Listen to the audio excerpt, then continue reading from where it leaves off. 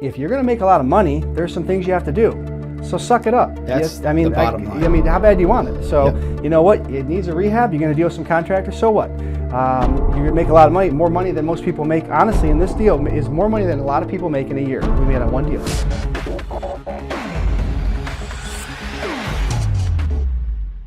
Welcome to another episode of Real Estate Investors Money Matrix Podcast. I am Scott Ulmer. I'm here with my right-hand man, Dan Mazy, and we're actually really excited to be here. Always love these opportunities to chat and share some hopefully some wisdom. Yes. And have a deal that we want to break down and kind of share a couple of our strategies and I guess two concepts in particular that are really fantastic and can make you a lot of money. I think at the end of the day, that's probably what people want to hear. We love making money. We like to make money. So anyway, we're going to share that. And then I've got kind of a segue that I will share as well about something that we've prepared and we're pretty excited about that looks good over here on the desk. And it's looking heavy over there. It is kind of heavy. That's a big old manual. So anyway, Danny, thanks for joining me. Well, I'm just happy to be left out of purgatory here. I'm back on the podcast. Yeah, you've been gone for a long time. Well, one dumpster fire and I get canceled from the podcast. So if anything goes wrong on this show, it's Andrew's fault. He invited me back. It's very true. I was going to say, what did Andrew's the one that banned you from being here? I'm pretty sure. Yeah. Like he didn't say it because he's a nice guy, but I just hadn't been invited in a couple months. Well, I hopefully this is not a dumpster fire. Hopefully we can. It won't be. So, I want you to kind of run point here in some ways. I want to break the deal down, but I guess playing devil's advocate. I think sure. kind of the not so much the consumer advocate, if you will, but for those listening, I have a tendency sometimes to not so much talk as fast as I used to, but I want to make sure that I explain the concepts in kind of simple terms that people can understand. So if I don't do that, or if it's something that Andrew doesn't understand, he just doesn't want to speak up, let me know that so I can make sure it's simplified. And a lot of work to do when it comes to things Andrew doesn't understand. How simple can we make it, right? So anyway, let me just kind of lay the groundwork here, Danny. So yes. We did a deal on a street called Wilson, and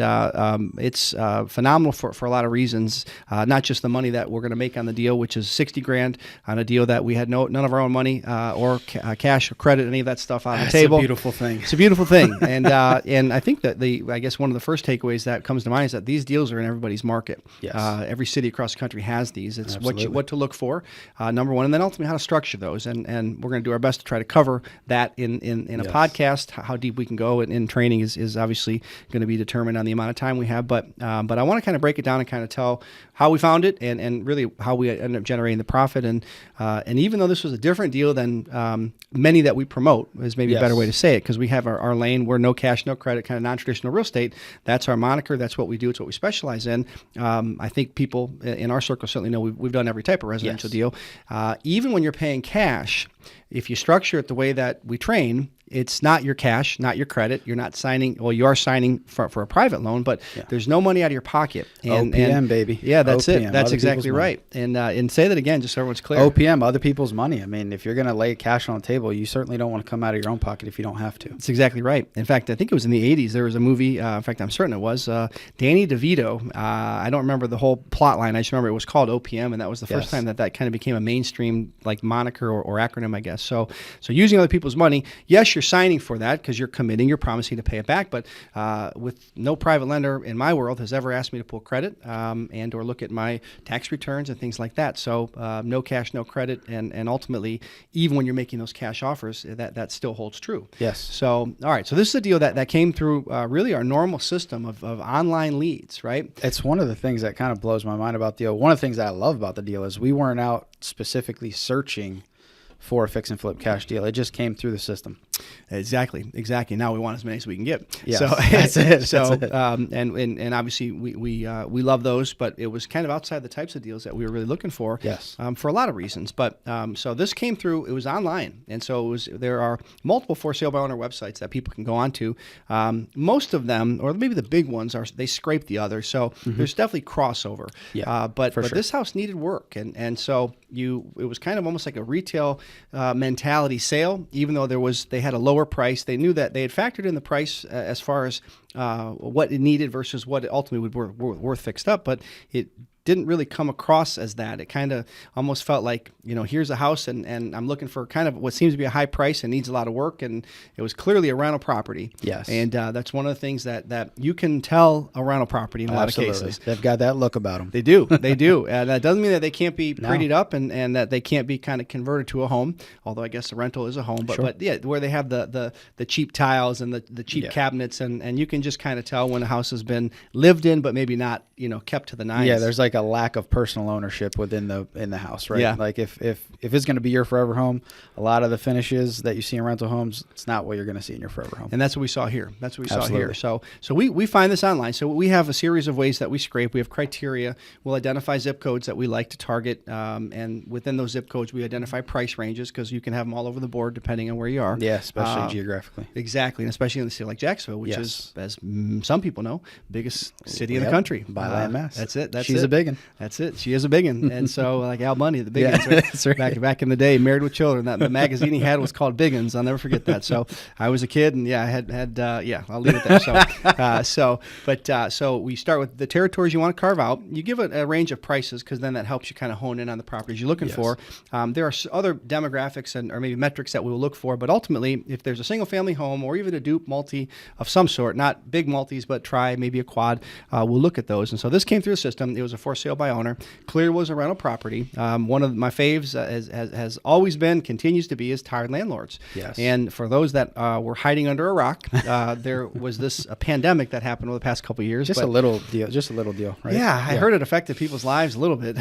It's really crazy. In fact, not even kidding. It's another podcast, another conversation another day, but just the after effects. People are so tired right now, and there's just so much discord in society, and obviously you can attribute that to political, but it's just after 2 years of this, people are ready for it to be over. Yes. And so anyway, so we reach out to this particular seller and ultimately make what we call a multiple offer. And at the end of the day, multiple offer strategies is kind of the moniker or the acronym, I should say, and that's again something that we like to teach, and it can have the results that we had here. And so when you have a situation where you have a seller that has a house that is of interest to you and ultimately is receptive to kind of what you're saying, and we give scripts and all that good stuff, but very basic. Here's who we are. This is kind of what we're looking for, and ultimately it just kind of fit the criteria that we were looking for.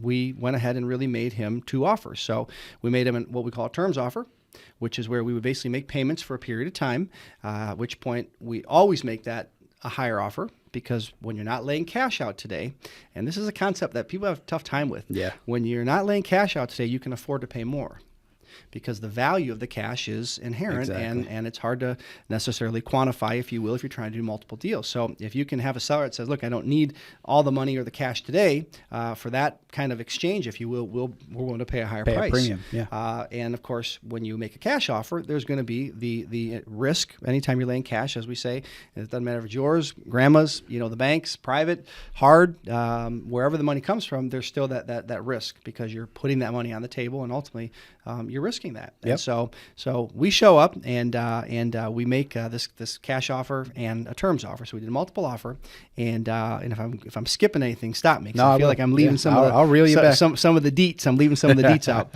So, but we go out there. The house needs clearly a lot of work, and a little more I think we even realized when we first got there. Absolutely. Yeah. And it definitely, when it came in, it was on the impression of what we do every day, inside and out, lease purchase deal, right? We get it. It's going to be a terms deal. When we saw the home, that was when it was kind of like, that's probably not going to be the best offer. Also, the seller was a little unrealistic with the price early on. He was priced what we all thought was above the value, what it should be.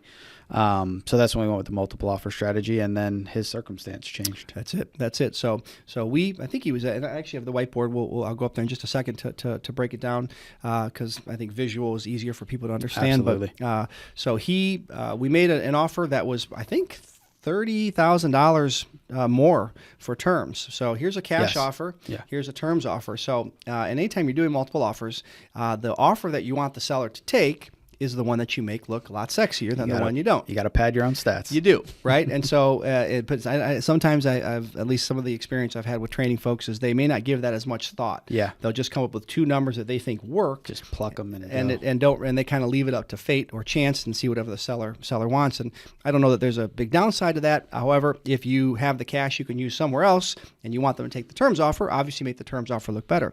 So $30,000 more certainly would have been appealing on the surface, and ultimately it was, because that's what he took. And we signed an agreement, and within a matter of a couple of days, we got a call back and said, hey, had a change in my life, and would that cash offer still be on the table? Yes. And the change was he needed to buy another property. That's it. Yeah, that's so it. he was buying a property down in Orlando. Yep. And had to close on it and had to come up with money. He was kind of scrambling to find some money. So his motivation was very, very different. In just a 2-week time period, the whole game had changed. The whole approach to the property had changed, and everything kind of snowballed from there. Yeah. And then kind of go back for a second, because this was a kind of that tired property. It was a situation where the tenant was taking advantage of the moratorium. And absolutely. And so one of the kind of tidbits that has been a very valuable one for me over the years has been really finding or targeting those what we call tired landlords. Now, when you do your searches, and there's many ways to do them, there's not a category for tired landlords. I wish it was like a drop down that you could say, I'm going to pick all the people, the tired landlords. Actually, I think Zillow's working on that. Is that they're working on that? They're trying to figure that out. They might be. So they're going to code that in. So, but what happens from just a practical standpoint is that you are a landlord, and many landlords have many properties. So you have an obligation to the bank, and you can work out deals, and people did through COVID where they did, even landlords did forbearances, which, where they can tuck some payments on the back and have some reprieve. But ultimately, when you're a landlord, you're viewed differently. And we actually done some stuff on this before. It's been a handful of months, but it was actually technically a federal offense if you were trying to go collect money. One of the craziest things to ever read ever. That's it. That's what the language read. It's what the law read. Sense it was. So basically, a tenant under a moratorium, whether it's a tenant or a buyer, because there's a moratorium on foreclosures as well as evictions, you could not, because of this law, go try to collect. That was actually a crime, quote unquote. However, you didn't have those same benefits. You had to make your payment to the bank. Yes. And by the way, if you care about your credit as a landlord, which most do, that's not really a path that you wanted to pursue. No. So I found and have seen most landlords, and maybe that's a relative statement because I didn't talk to most of the landlords in the country, but maintained their payments, right? They didn't want to let them fall behind because it was just a different set of circumstances. So you get a tired landlord that is paying the bank, still responsible for maintenance, upkeep, repairs. Every house needs them, and yet they can't collect from their tenant. It's going to go sideways in their mind pretty quickly. An absolute recipe for disaster. It's a dumpster fire. We can you can correlate with those, Dan, right? You can connect with those. I am team dumpster fire. So this was actually owned by Dad, who was kind of in his late 70s, somewhere in that range. I never met the dad, but I know he was a little older. And then the son was kind of doing the dad a favor. Again, all of the ingredients for a great opportunity, right? We kind of snuck into it, and so they were having a tenant that didn't pay. The tenant moved out, didn't tear the house up. It just wasn't in great condition because, as is not uncommon, many landlords don't want to fix them up much when they go, and tenants. For sure. So, some take pride, others don't. So this was a situation, tired landlord. And again, how you find them, if you are looking for online, Craigslist for rent by owner still, and there are other places, but for rent by owner, not by broker. So the distinction is when it's for rent by broker, that means you have a property manager who is there to rent it. So they're not the decision maker. Exactly. So they may be dealing with a tired landlord, but they're not going to tell you that, and I wouldn't either. They want to guard their business. Yeah, I wouldn't either. There's money for them to make on that exactly sale, right. not for you. They may like you, but they don't like you that much. That's right. So, so at the end of the day, you want to go right to the source, which would be the tired landlord. And frankly, it's probably, I'll just call it a numbers game, not luck. You talk to enough landlords, you're going to find some that are just kind of tired of rental properties. Absolutely. Ironically, coincidentally, none of the above. David in our office, about an hour ago, said he's got one of his closest and best friends from his sphere of influence, right? Go back to your sphere of influence. Let everybody know what you do, particularly where, even if it's not where you live today. If you grew up in Tennessee, or which you did, he was talking to somebody. Clearly, they knew what he did. They've got 7 properties, and this person, and what'd he say? Tired of it. Yeah. The guy he can't handle it no more. He said the slumlord game is not doing me well these days. Yeah. And he's, getting a little older, tired of dealing with it. Probably, I'd assume he doesn't pay somebody to handle that stuff for him. He's been taking the lumps on that. And he said, look, I'm looking to offload these. He offloaded 2 of them already, has 7 more to go, and said to David, I would absolutely love to work with you on that. That's it. And that sphere of influence is like a golden nugget alert. Yeah. Like, not enough people in the real estate investing game look to their friends and family and ask them for the business. Most of the people that you know in your circle, which is your sphere of influence, people that you know and then people that they know to a third degree is what's considered your sphere of influence. 90% of those people have no clue what you're doing because you're not telling them. By he has a simple conversation. Now that guy knows what he does. They connect, and he's got 7 houses in inventory overnight, which means he'll make on an average $10,000, maybe more. So that's a potential $70,000 relationship. That's more than most people make in a year. Yeah, because he had one conversation. And then take it one step further. What we find is that, let's say, so we're in Jacksonville, Florida. David's in Jacksonville, Florida. He was talking to his sphere of influence in Tennessee. So we find that, and if you live in a major market, a big city, it's competitive right now. Big time. Smaller markets are not as competitive for obvious reasons. Doesn't mean there's not competition, but the deals typically can be found easier in smaller markets. And so when you are talking about your sphere of influence or maybe thinking about it, think back to where you grew up, where you may have some relatives, where you go visit in the summers, where you want to retire. I mean, whatever it is, if you have some contacts, and my dad used to tell me, tell the world what you know. I mean, everybody, and most people don't do that anymore, where they have a business card in hand at all times and, just want everybody to know. But it's that grapevine. It's that word of mouth that where the deals start coming to you, the more people you tell. Absolutely. Yeah. And it's kind of cool. It's one point that we tell people all the time. Not a lot of people put it into action. So to see him put it into action and snowball that into 7 new agreements, houses that he's going to get under contract, whether he's here, there, in Mexico, whatever, you can do this business remotely very easily, especially since COVID and the pandemic. The whole real estate world, electronic closings are they're commonplace now. Remote closings are very commonplace. To handle it is commonplace. So just really cool. Happy for him. And it's a nugget that anybody can put into play. Yeah. Right. Tell all of your contacts who you are, what you do, and then ask them for the business.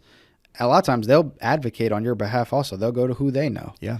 You just simply got to ask and tell people what you do. And, of course, if they talk to somebody in their sphere and they have some property they're trying to sell, it goes right back to you. So, and I would say this. I've always been a believer, or maybe my practice has been to manage my own properties. I have a landlord spiel that I won't share on this because everyone will think I'm a total jerk. But it's pretty awesome. There's a way to set the stage the right way. And if you say, oh, hey, call me anytime, and if it's Saturday at 2 in the morning and your toilet's plugged up, just call me, and they're going to call you for every little thing. So there's a psychology I've always taken with my tenants at the time we're getting ready to sign the lease, and it positions it so we have a very professional relationship and not more than that. But one of the tidbits that is often spoken, and it's words of wisdom, is pay the 10% and have a property manager if you're going to be dealing with certain properties. So even though I don't do that, I think it's wise. Otherwise, you can get the burnout. Would you categorize yourself as a unique individual? I'm a weird dude. Yeah, so, me too. I'd happily take those problems for the extra 10%. Yeah, but right. A lot of people, like we have people in our circle who are more than happy to pay the 10%. They actually get more of a value paying it because they're not strong negotiators. They don't know how to handle certain problems. And in the long run, it's more profitable for them to pay the 10%. Because they would gladly get in the car at 2 in the morning to go and plug the toilet themselves. With a smile. Right, with a smile. They'd be happy that they were called. Well, and then I also learned, I feel like we're giving some good nuggets here, but I learned a long time ago that when you don't have to live off the rental income, when it's just an investment for the long term, that's a big one. When you're living off the income, it's a different world, because when they don't pay, it like throws your whole world into a tizzy. So and that can happen. That's just part of the rental game. So paying a manager does make sense, and not having to live off it as a more of a longer term picture. Dividend reinvest, invest the profits you get. If you're borrowing a home equity line to put the down payment, try to pay that back quick. When you can do that outside of living expenses, it can be a really, really big deal. Time. But yeah, everything remote nowadays opens the door to wherever you live. You can do deals wherever you don't live. And that's really a limitless statement. You can do as many deals as you can find. And I'll say one more thing about David in these 7 deals. He now will have control of these properties. He may keep them. Mm-hmm. He may become the landlord. And I don't know if the slum, he just was joking that his friend had some, he kind of called himself a slumlord. We don't know what the properties look like. But the beauty of what we do and how we teach it is that he now has control of these properties without having to pay for them, own them. He may end up paying for them. He may end up buying them on terms. The landlord, his friend, has been taking payments for years and years and years. he likes the payments. He doesn't like the headaches. So if David takes over the headaches but gives him the payment, and there's some juice and squeeze for David, there's could be a win-win for everybody. So, but it starts with the lead, and then obviously knowing what to do, but controlling the knowledge, Yeah. knowing what to do is huge. You know, if you're listening to this and you don't know no cash, no credit real estate, the education is a limitless return. Yeah. Right. To learn that, now you have a skill set and you have the ability to go make money. And some of the checks that we're talking about, I mean, $70,000 is the low end of what could be made with those 7 deals. And if you could spread that out over a year or two, that money, what that does to change your life is insane. We talk about this a lot. Getting large chunks of money like that is abnormal in today's world. Most people, they hit a clock somewhere. They build their life around the budgeted income that they make. That's it. To be able to drop $10,000 in your bank account in a month, can you just imagine how different that month would be for somebody who's used to structuring their life around, I make $6,000 a month, I make $5,000 a month, $4,000 a month. Add $10K to that. You do that a couple times a year. Yeah. I mean, your life is so much different just because you have knowledge. And it's not that it's extremely complex things to learn and understand. It's just not commonplace that people are taught it. Yeah. Right. So to get educated in that arena of real estate investing, the return on it isn't, I mean, it's infinite. Obviously, it doesn't cost you, I mean, maybe $10 to $100 to tie up a property. Right. And the income back is wild. It's limitless. And most people getting into real estate either look at wholesaling or they watch HGTV, I can only fix and flip. There's just not enough knowledge, which is not a bad thing for those that do know it. Sure. But there is, without having to have any of your own money or credit or any obligations on a personal level, meaning signing or guaranteeing debt, but being able to transact and put 10 grand in your bank account. I mean, how many of those a year do you need to do? You know, we don't, I mean, hey, if you can handle a bunch, but our people, you know, depending on where they are, you know, you do a handful of these every year, it's going to have an impact on your life and your family's life. And when you see the potential and there's more behind that curtain, you know, you want to pursue it more and more. So yeah, it's a beautiful thing. And I would say one other thing also, because we get, I don't know that mentality is shifting per se, but when you have to, people want to plan for the long haul. So Airbnb has certainly opened people's eyes for short-term rentals, what they're called. You know, long-term rentals, it's still a rental property, and you can just maximize some of the return depending on where the property is. But take those 7 properties David has. If he could carve out $200 a month, basically to be responsible for them, and that's $200 a month. Maybe that's light, maybe it's not light. That's $1,400 a month in residual income, and in most cases you're collecting a payment. You know, every once in a while you have to do some things, but if you set the stage the right way, it's not as brutal as people may make it out to be. And that may be light. Maybe it's $300 a month, which now you've got $2,100 a month coming in. He's a single guy. I mean, that covers probably half his monthly nut just with that. And that's so if you start thinking along those lines, you see the possibilities are frankly amazing. And you know, we talk about that. Most people don't get those chunks or those opportunities. So most people don't see a check that large. They go their whole life without seeing it. And that's something that's par for the course in our world. So absolutely. So anyway, well, back to the deal here. So the seller, tired landlord, had some issues with the tenant. They didn't tear the house up. They just didn't. It wasn't well taken care of over the years. And that was evident. So they'd owned it for a bunch. 10, 15, 17 years, whatever it was, and found another property in Orlando, needed to sell. Originally, we agreed to a deal where we were going to pay $30,000 more than the offer we made on cash. So the seller had an asking price. We negotiated that, and we said, we'll pay you, I think he wanted $165. We agreed to $155 on terms, because you can pay more on terms, because you're not paying it today, and it was a no money down deal, by the way, or we'll give you $125 cash. And he said, I'll take the terms, and a couple days later called, says, oh, by the way, au contraire. Yes. So he says that offer still on the table. We said yes, and we ending up, I think, at $130 as our purchase price. So didn't go into it with the intentions of buying it, but ultimately that's what happened. And so now we've got this opportunity, and so we're excited about it because it had a lot of the right stuff. And by the way, some of them don't have a lot of the right stuff. Some of them are pigs in a poke. We looked at one today where it's no matter how much you put $100 grand in this place, it's going to be a pig with lipstick. And It just is hodgepodge, pick and a poke. Don't know what those mean. I just know when I describe them in a house, not it means optimal properties. Yeah, they don't make sense when you walk. One of my favorites is you walk into a house and the front door, and the first thing you do is walk into a wall. Yeah, it's like that's probably not functionally, like late 50s, early 60s. Right? I don't know why every house was real boxy and a lot of that. Or you get somebody just decide to add on to it as they went, and put a wall here, and got the cousin crashing for a couple months. So anyway, so we buy this house, and I'd like to go to the whiteboard. May I do that real quick? Absolutely. Andrew, let's get it on the board. Do I need to get my mic set up here, buddy? Hey guys, before I go to the whiteboard, let me get a shameless plug in here, if I may. I don't know, maybe it's a little too shameless, but no. Listen, this thing is something I'm really proud of. There's 168 video lessons, 8 different strategies, no cash, no credit, and it's really what we call an encyclopedia. It breaks them all down from A to Z, what to say, where to find the leads. Every section has the same template.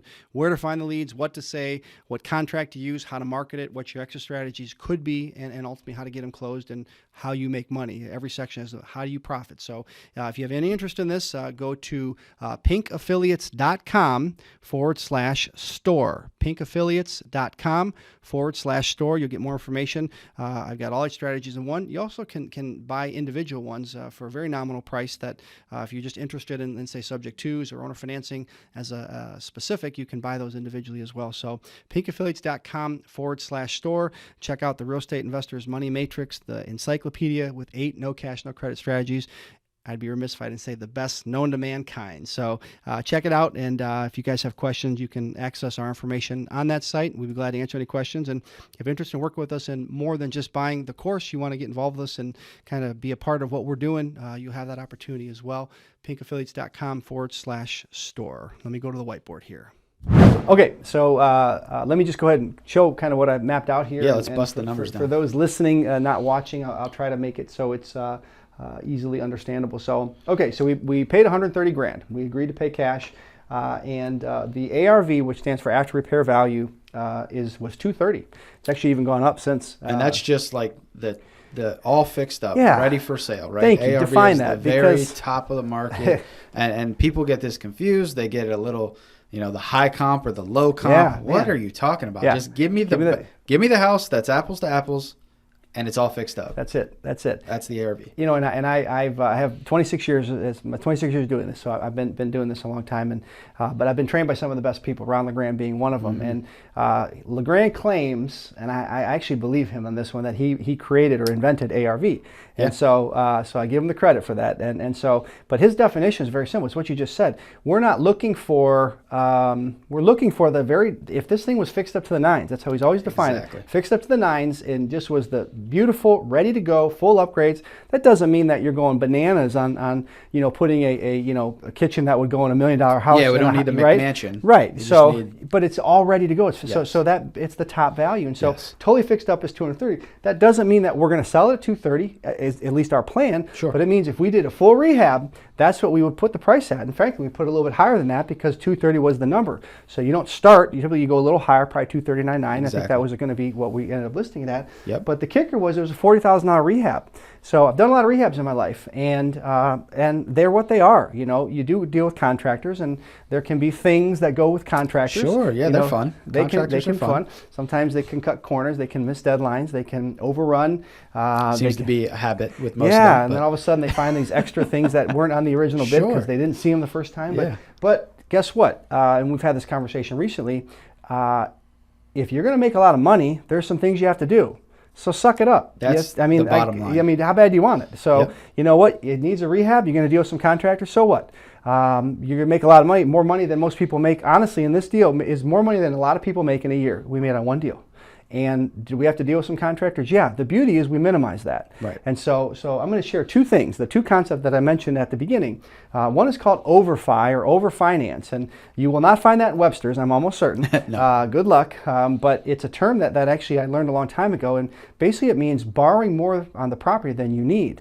And that money actually, depending on the extent of the rehab, goes in your pocket. By the way, it's no different than a home equity line of credit, a HELOC. Exactly. So it's basically taking some of the equity in the property and utilizing it to your advantage. So if you own your own home and let's say you own a home is worth $200,000 and you owe $100,000. You have $100,000 in equity, and you go to the bank and you want to get a home equity line of credit. Let's say they give you $50,000 on a signature, which they should. Technically could be collateralized as a second, but doesn't really matter. That's more technical than we need to go. So they've given you, there's still a $50,000 equity spread above the debt, so you're not borrowing $200, you're borrowing $150. But a lot of smart people that want to get in real estate will take that $50,000 and they'll then go put that as a down payment on another property. Then they'll take the cash flow from that other property and pay back the HELOC. Then they go do it again, and then they go do it again. Repeat. That's it. So they're utilizing the equity in the property to further their investments. It's the same thing. In fact, it's better because you don't have to go apply for a second loan. It's a private loan. It's taking it out now. And the beauty is, it's the old, and most people won't remember this. It was back in the 80s. I don't remember it, but it used to be a guy who was buy a house, get a check. And that's exactly what happened. Yeah, the 80s are a little foggy for me. A little foggy for you, yeah. I think you were still being... I was wet behind the ears. I was 87, so... so you're still being thought of. You weren't quite conceived yet. So, that's right. But at the end of the day, you buy a house. When we closed on this deal, we put a check for $22,000 in our pocket. But, I mean, so just slow the tape down right there. Let me say that again. So when we bought this house, when we closed on it to buy it, we put $22,000 in our pocket. And I'll give you kind of the math, if I will. Excuse me, $20,000. I lied to you because we did have a couple of expenses. Let's not let that happen again. Yeah, well, I'm sorry about that. We're done. The whole deal's off now. It changes everything. But no, so and I'm going to tell you exactly why. So we paid $130,000. We borrowed $160,000. Yeah. And so we had agreed with our buyer that we were going to, and by the way, we didn't have it sold yet, but how we planned to market it was to do what we call a work for equity. So concept one is overfinancing. And I don't know if I tied it down entirely. We borrowed more than we needed. It was still a conservative loan to value because the ARV was $230,000 and we borrowed $160,000. So there was plenty of room there, and certainly in the market we're in, there was very conservative as far as the investor is concerned. So I went out and found a private loan. It was a gentleman I sold a house to, by the way. About 8 years ago. Sold him a house, and man, he was going through a tough time, was going through a divorce, and we sat after the closing and talked for a few minutes and gave me some great wisdom and some great advice in my own life, because being married's not easy. And he said, hey, don't go down that path, even when things get tough. And so we just kind of bonded, and 8 years later, I've kept in contact with him. I said, hey, I've got a deal. Would you be interested in being my private lender? He said, yes. I said, great, here's the terms, and ultimately here's the property, and here's what we're looking to borrow, here's what we're looking to do. And it was about that easy, by the way. Now, there are terms we structured. We do pay a little bit high interest, but that's okay. It's worth it for the money that we're making here. And by the way, the beauty, I'm going to fast forward real quick, is that the buyer that we sell to, they make a payment to us every month, and that makes our payment to the lender. That's right. In one hand, out the other. We're not even repaying our own loan, which is, I mean, do we need to stop the tape again? Yeah, I think so. That's one of those things that we have. So when we borrow the money, we try to get a 30 or 60-day window before we make our first payment. Our buyer makes payment to us, we make payment to the bank, which means, or our lender, we're not even making our own payment. No. So it's a beautiful thing. They're making it for us. We met with contractors ahead of time, obviously, and concluded that if we did about $10,000 worth of work, and by the way, a lot of that can be mechanicals. When you're going to let somebody do cosmetic work, like a buyer, which is really where I'm going with the work for equity, you don't really want them messing with the electric unless they have a background. You don't want to mess with HVAC, plumbing. So you want to make sure it's livable. We want to make sure it's livable. Anybody can paint, and at least everybody pretends they can paint. I mean, Andrew can paint, but everybody else can Andrew paint. is the exception to that rule. But people can put flooring in.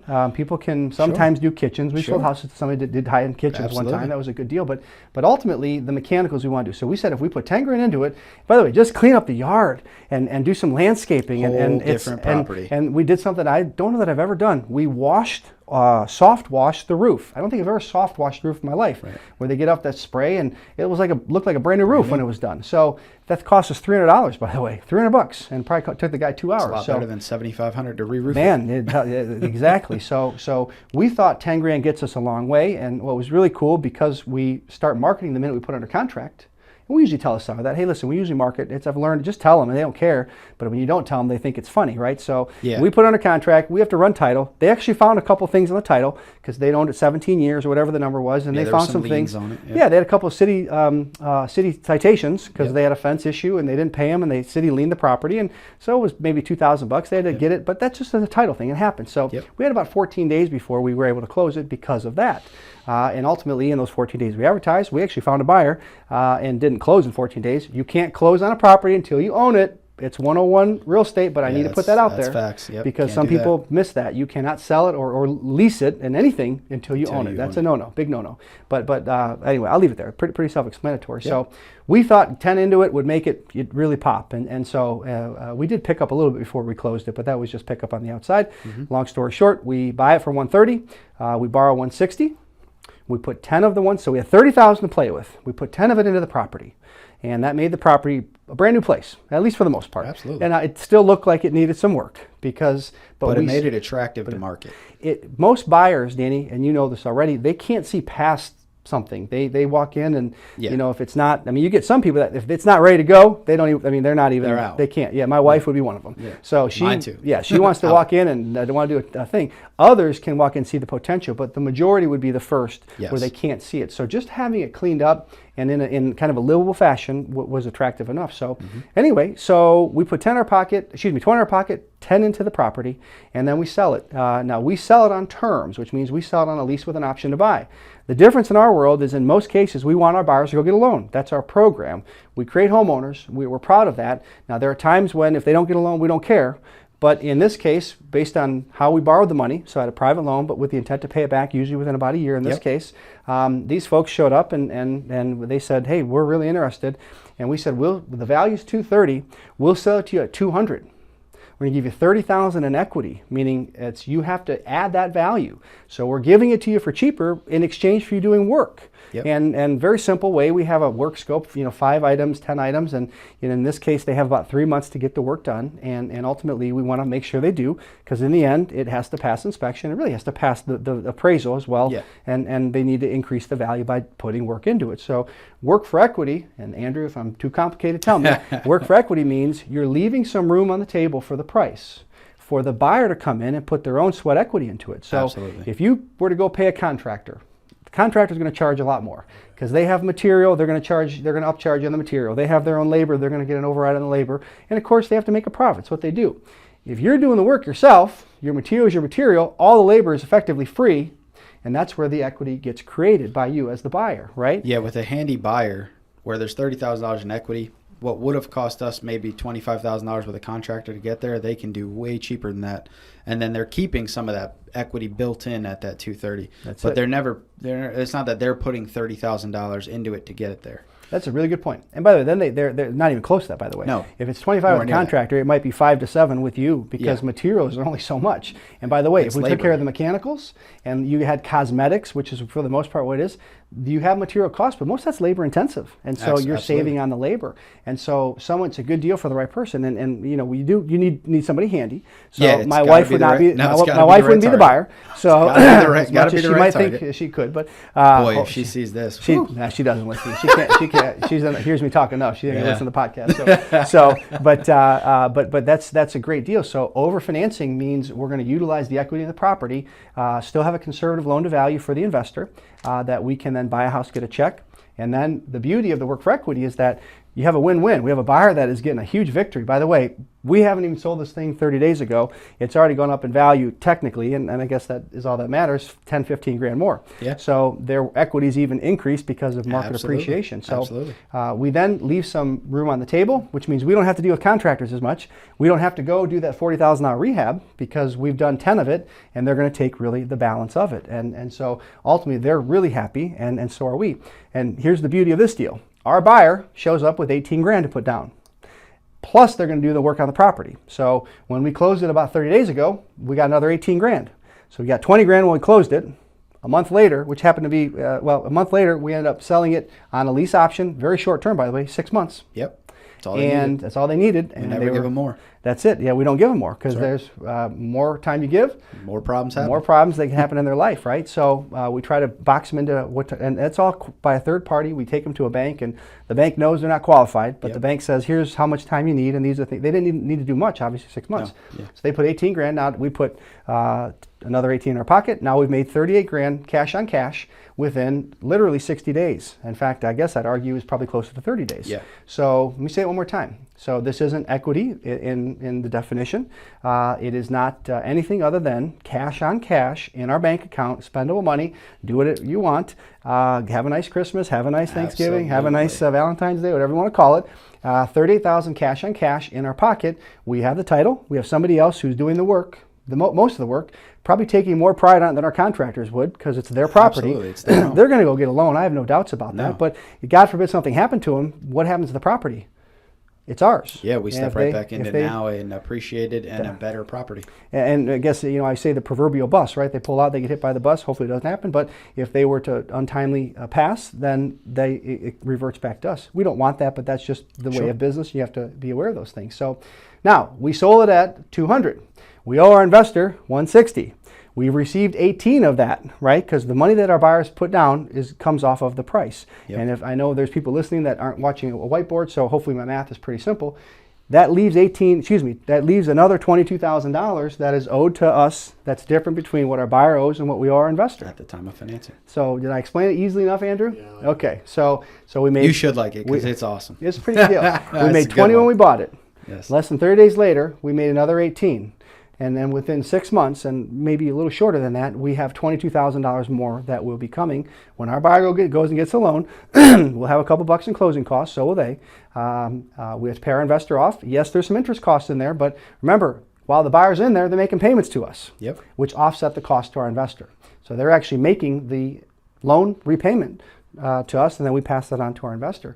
When they get a loan, they pay us off, we pay our investor off, there's another $22,000. So that gives us what I would call probably a gross number of $60,000.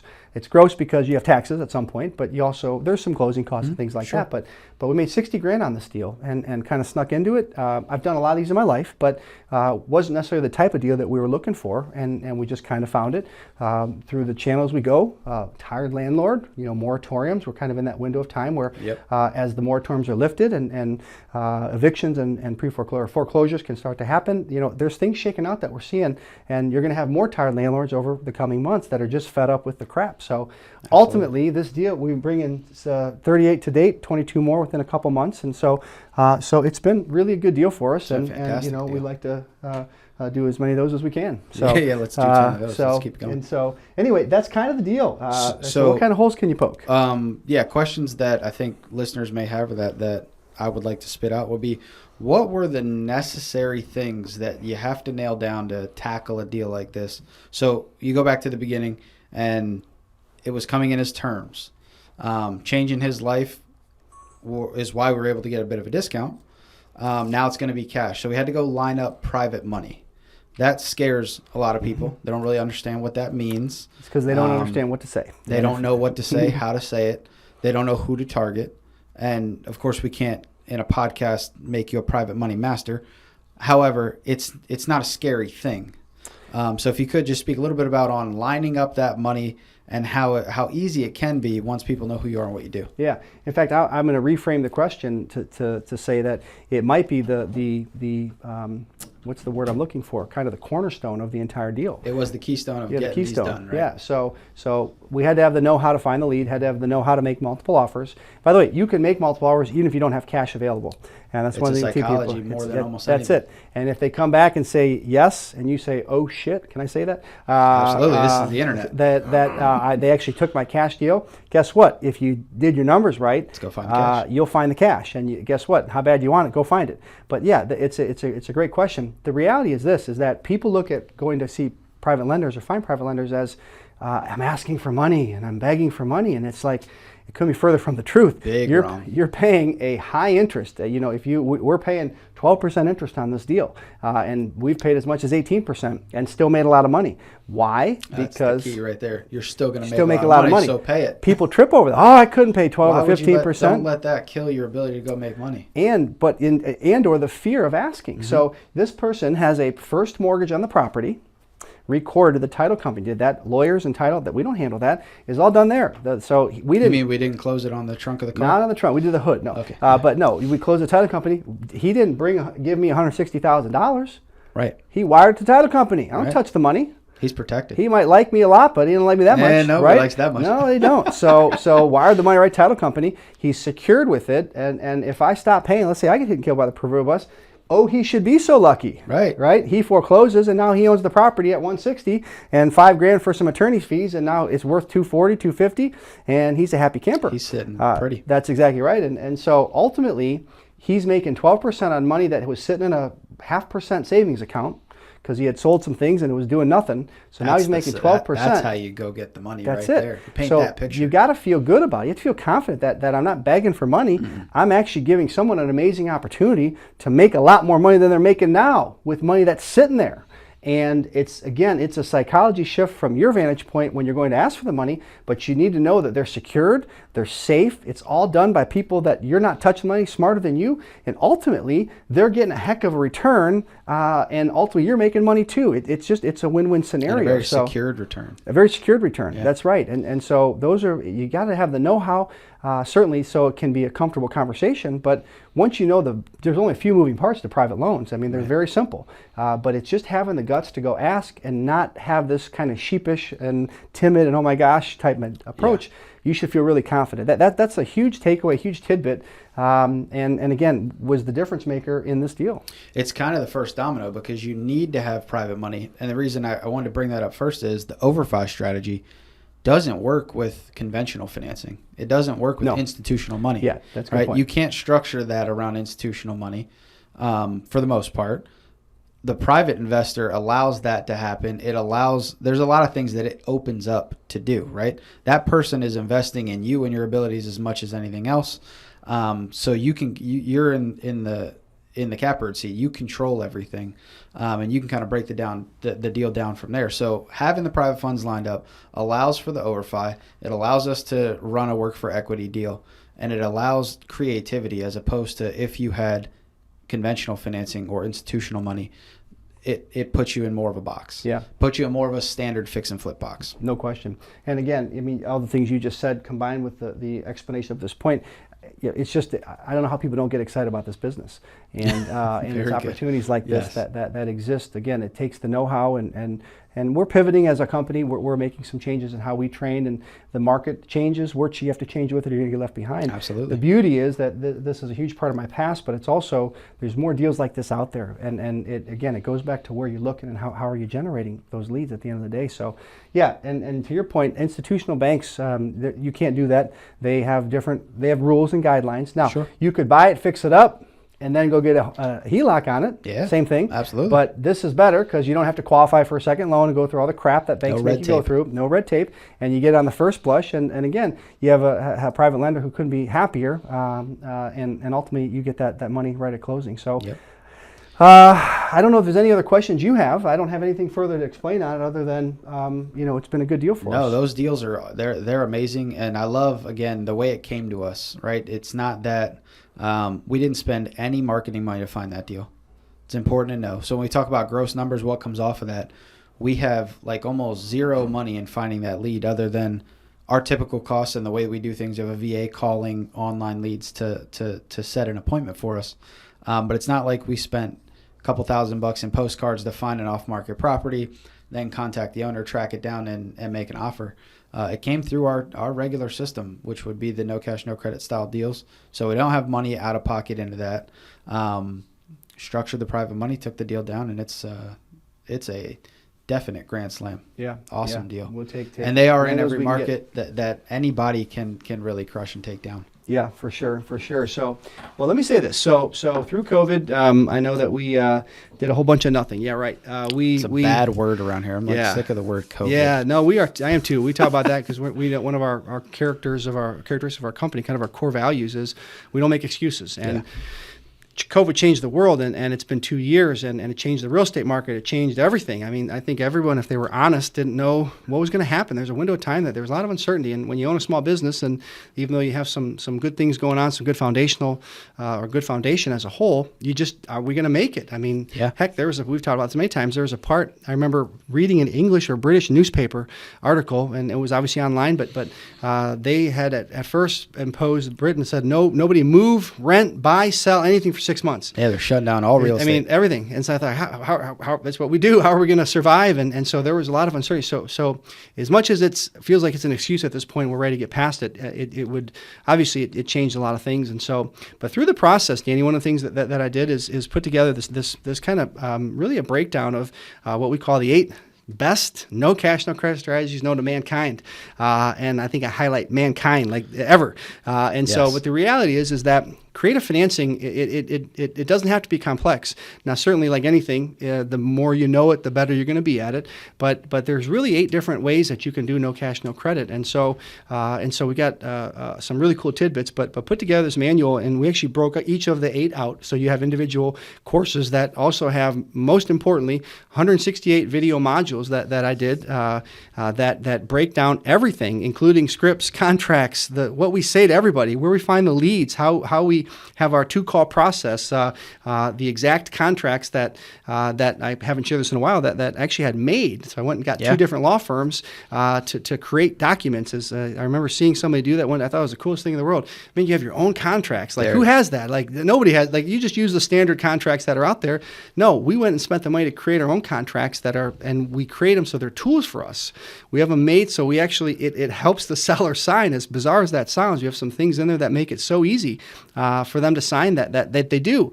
And so we give those in this course. And so I'm really excited about it. And I'd be lying if I said I wasn't proud. It's something I put a lot of time into. Spent a couple weekends here, literally Saturday, Sunday till 9 o'clock at night, and kind of enjoyed it. As weird as it sounds, I got a wife and 3 kids at home, and maybe that's why. No, but at the end of the day, I know my wife better not listen to this. I'm in big trouble sleeping on the couch tonight. So get that couch ready. That's it. It's already. It's got my little imprint on it already. So anyway, I want to just take a minute and share that. I'm excited about it, and obviously, want to share it with our listeners as well, because I also have sections in there about my best practices of 26 years of best practices. We call that the DOG, Droplets of Gold. The Droplets of Gold. DOG, the acronym, but there's just some great stuff in there. There's some contract tidbits that I learned a long time ago. Like one of my favorites, every time we write a contract, we always give a letter of intent with it that says, here's the contract. By the way, that's a bad word. Here's the agreement. And by the way, here's what it means in real simple terms. I mean, it's like the golden nugget. Yes. So when you just can explain, you take the concern. People get scared of kind of sign my name. Oh my gosh! But here's what it means in real simple terms. Let's go through it. But this is really what the breakdown is, and that's just as binding as the contract. Yes. Right. It doesn't have to be legally binding, but you show up in court, that's gives as much merit as the contract does. So little things like that are all in here. So anyway, I just want to share that. Do you have any questions that I can answer about it? No. What I love is we talked earlier about knowledge. Right? You have to have the knowledge to get started in this business, or you're just going to continually watch videos of people all over the internet who are doing the business, making the money. They're going to keep making the money. You're not going to make the money, right? You have to start with understanding the fundamentals of the business. And if you don't have cash, you're not loaded with cash, you're not backed by some hedge fund, as we like to make fun of, to be able to go out, buy and control real estate, having a fundamental understanding of no cash, no credit strategies, learning how you craft what you say, having the what we call the weapons in your box to be able to go put houses under contract, control them, and make money with them is how you get started. It's the quickest way to a payday from knowing nothing in real estate to putting that first check in the bank is having a firm understanding of the no cash, no credit strategies.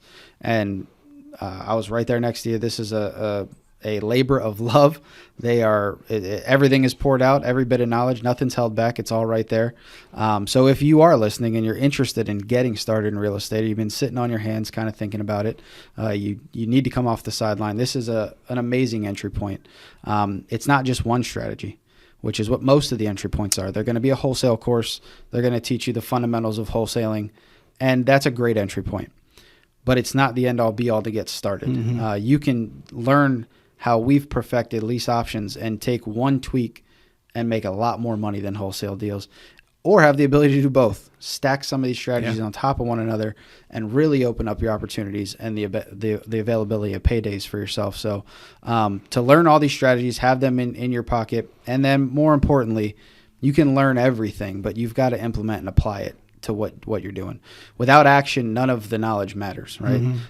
There's a lot of really, really smart professors in the world, and they teach people who go out and do things and leverage them and make a lot of money, right? Elon Musk doesn't sit around teaching the world what he knows. He applies it. So if you can learn it and apply it, it can absolutely be a life changer. Yeah, and I would say, yeah, you were instrumental. I need to give you credit here and helping me get this through, and Andrew as well, filming all those videos. But your help was critical. But yeah, that is it's lease options. That you have one pivot, and you have a seller that actually happens to be free and clear, and with the right things to say. Now they're willing to sell it to you with what's called owner financing or seller financing, and now they're just going to be the bank. But now you have a property for no money that you own that you can have for forever, frankly, and you have a rental property that can be your portfolio. You can sell it. I would tell you don't sell it if you can get owner financing for a long term. No. And so, but with like one little tweak, you swap out a lease option for what's called an installment contract that gives you a little bit more interest in the property, right? Yep. And I'll also plug this as well. Right now, with the moratoriums listed with pre-foreclosures, moratorium lifted with foreclosures and evictions is going to lead to more pre-foreclosures. We're already seeing them. Yes. We've been negotiating. They're starting to come, and after pre-foreclosures comes foreclosures, because there's not everyone that's going to succeed there. And a lot of people that were set up for forbearance, frankly, were set up for failure. I was just about to say, forbearance is another word for failure right now. It really is. It's not good. Forbearances they serve a purpose, but it's just kind of almost like setting somebody up for failure. So when those fail, they become pre-foreclosure, and then they go to foreclosure. There's going to be more opportunities. But if you can catch them before they get there, and you know what you're doing, there's a strategy called Subject To. It's one of my favorites, and I'm biased, but it's pretty darn good, pretty thorough. I mean, it's walks you through. We've had people watch it and go do deals. In fact, we had some promotional where we sold it for very cheap, just to kind of get some exposure. And we had a couple people that went out and did deals. One lady made I don't want to say six figures, but she had some $360,000 house, and the one down in six figures. She had well over. Yeah, she in the end, I think she's going to make. Slam. Yeah, she got cash up front, and there's huge equity. Yeah, spread in that's it. And so there's just a lot of really good stuff in here, a lot of good meat and potatoes. And so yeah, it starts with that know-how and obviously taking action. And so I've got to say one thing, and it's a little bit off the beaten path, but it's the psychology with the professor, because I heard this the other day. I read an email, and it was so good I sent it out to all of our affiliates and all of our folks. But it had to do about placing limits on your kids. And we've talked about this, but you talk about the professor, and I heard this. So I was sharing this with somebody the other day about how most people teach their kids. They do the best they can parenting. They teach them how to live life, but they place their own limits on them by what they were taught. And so they were taught by their parents, and then they teach their kids, and it's just kind of generational, which means you can have a generational wealth curse, because most people can't look at what's in their bank account today and visualize having 10 times that in 2 years or whatever, because they just can't see it because they're looking at what's today doesn't matter. But if you start placing limits on your kids, it can affect their life. And this email I had shared was about these two kids that were at those auto auctions, and they were looking at Corvettes. And every time one came up, the dad said how much it was, and the kid said, "Oh my God, that's a lot." Dad said, "No, it's not. You can make that money." He was not placing limits on those kids. And ultimately, I thought it was an amazing story, an amazing email. That's why I want to share with all our affiliates. But I was sharing the story with somebody else, and he said, "Yeah, it's amazing." He said, "The nurse that takes you out of the womb, she's broke. She's broke. You're taught by people through grade school, high school. They're all broke, right? Don't let a good education get in the way of making money, right?" Yep. And then you go to college, and the professors are broke.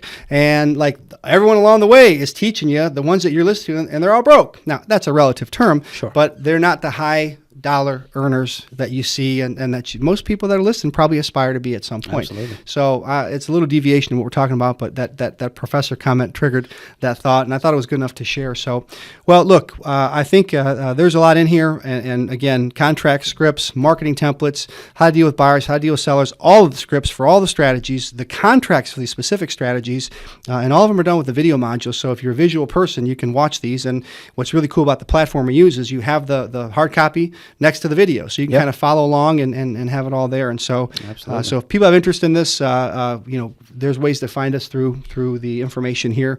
I'm sure at some place, whether you're listening or watching, there's a way that you'll be able to find us. But let us know. We've got a special deal going on, and I can tell you that we expect people to get a lot of value from it. And hope is people take it, go out and do deals, and want to learn more and come back and become part of our growing company. So I think if there was an end game in there promoting it, it's really we're looking for good people all over that want to join our team, and if they can have some success on this level, who knows what they can achieve with our guidance and support. Agree. Yeah, we'd love to have one of those guys on the podcast talking about the deal that they did. Yeah. Breaking down their next Overfi deal. That's it. On the whiteboard. That'd be fantastic. That's it. So, all right. Well, I think without further ado, Danny, good job. You did not No make this dumpster no dumpster fire today. It was close a couple of times. I thought you were going over the rails over there, but you reeled it back, and somehow we made this thing. I'm a habitual line stepper. There you go. That's right. That's right. So anyway, but no, some good stuff, and I appreciate the back and forth, and I hope that there are some good takeaways for the listeners. So absolutely. And then of course hope they can put them in action, because that's the difference. That's the difference. Yes. Knowledge is nothing without action behind it. So, that's it. That's so it. Learn all you can and then implement. That's it. That's it. So, all right, Andrew, as long as you're good, I will say, guys, thank you for watching another episode of the Real Estate Investors Money Matrix podcast. I'm Scott Ulmer, Danny Mazy, and it's been a pleasure. Thank you for hanging there with us, and we will see you very soon.